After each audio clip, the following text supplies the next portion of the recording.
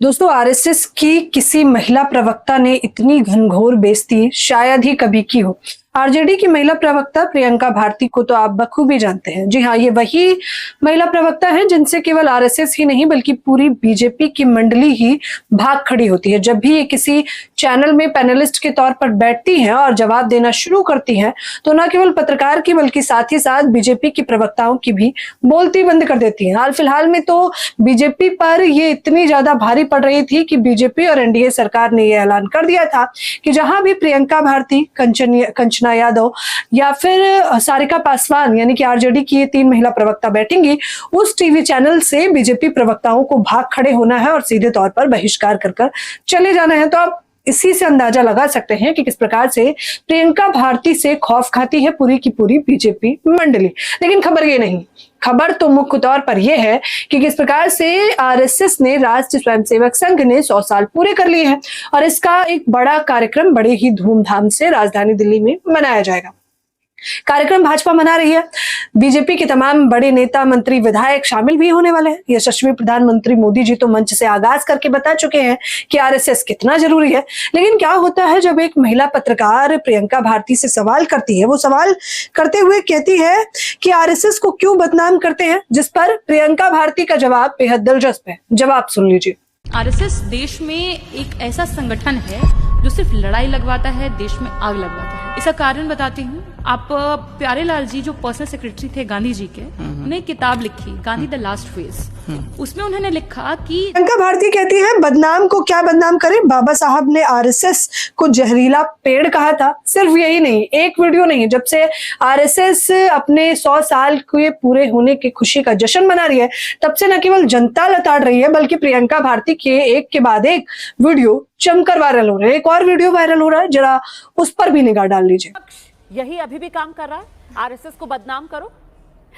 जो खुद बदनाम हो उसे कोई क्या बदनाम करे। लेकिन ये संगठन उसी लायक है। 52 साल तक तिरंगा नहीं फहराया, तिरंगे से बड़ी दिक्कत है इसलिए माथे पर तिरंगा सजा करके आई हूँ, और अशोक चक्र से दिक्कत है उसको दिल में बिठा करके आई हूँ। और आप कहते हैं परसेप्शन और झूठे नैरेटिव्स, इसलिए सबूत भी लेकर के आई हूँ। ये है बंच ऑफ थॉट्स की कॉपी। पन्ना नंबर कहिएगा तो पेज नंबर है 188, जहां पर गोलवलकर खुद लिखते हैं कि जो भारत का तिरंगा है वो इमिटेटिंग है, ड्रिफ्टिंग है, मतलब हमने कॉपी किया है, उसमें हमारा कुछ नहीं है।